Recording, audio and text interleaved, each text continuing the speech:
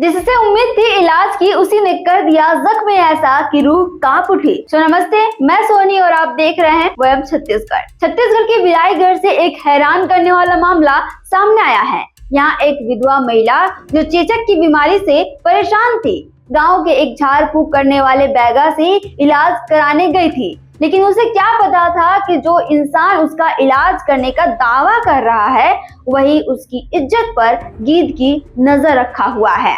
महिला आरोपी रोहित चौहान से इलाज करवा रही थी। 41 साल का ये बैगा कसटोल के बोरसी गांव का रहने वाला है। कुछ दिनों तक वो झाड़ फूक के बहाने महिला के घर आता रहा और खुद को बड़ा तांत्रिक बताता रहा।